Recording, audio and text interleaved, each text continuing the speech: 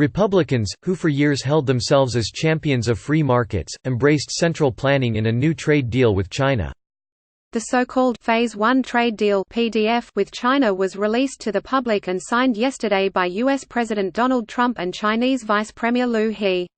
It is safe to say the substance underwhelmed anyone looking for more than a sign that the world's two largest economies are behaving amicably. The fracas started after Trump imposed new import taxes on American consumers and businesses buying goods from China, and Beijing in turn placed tariffs of its own on U.S. exports. Trump was concerned about the trade deficit between the U.S. and China, and that China's government and corporate powers were stealing U.S. technology. This deal will do little to resolve those concerns. A huge amount of this is a reset, says Chad Bohn, a senior trade economist at the Peterson Institute for International Economics. The deal will still keep in place two-thirds of Trump's new taxes on U.S. importers, and China has made no commitments to cut its own tariffs. China's state subsidies for ostensibly private companies aren't mentioned in the deal. Minor changes in China's investment rules date back to negotiations conducted by the Obama administration. The biggest outcome of the agreement is that at the request of the White House, the Chinese government will direct its companies to purchase some $200 billion of goods and services from the U.S., rather than attempting to set fair trade rules for competition. This is as if the administration is in some sense saying, "We've given up on attempting for you to become more market-oriented, we want you to direct your purchases toward us, and these are the commitments we expect you to make." Bohn says, "It's not clear yet whether those new purchases would exceed the amount expected without the previous years of trade disruption, or if demand for the goods in China will match up with the supply of them in the United States."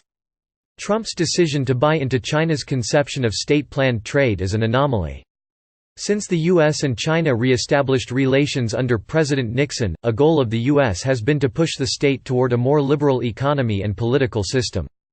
That strategy has led to China's modern conception of state-centric capitalism, and little political reform, one reason why U.S. critics of all political stripes aren't thrilled with the relationship between the two powers. Now, China is gaining the upper hand by the exact strategy the U.S. sought to use with the Trans-Pacific Partnership (TPP), a proposed trade agreement negotiated by the Obama administration in 2015. It was designed in part to coerce China into affirming a rules-based international trading system.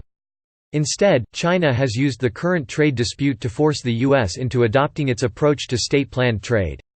The Chinese are not going to change their economic model to appease the United States, Edward Alden, a fellow at the Council on Foreign Relations, told Bloomberg. Democrats running for the presidency in 2020 promise to put more pressure on China because of their more overt commitments to including human rights in the relationship with China. Trump, instinctively sympathetic to authoritarian regimes, hasn't made freedom from prosecution or from government control of business part of his agenda. Trump talks about material interests, not politics, a former Chinese trade official, Long Yongtu, told the South China Morning Post last year. Such an opponent is the best choice for negotiations.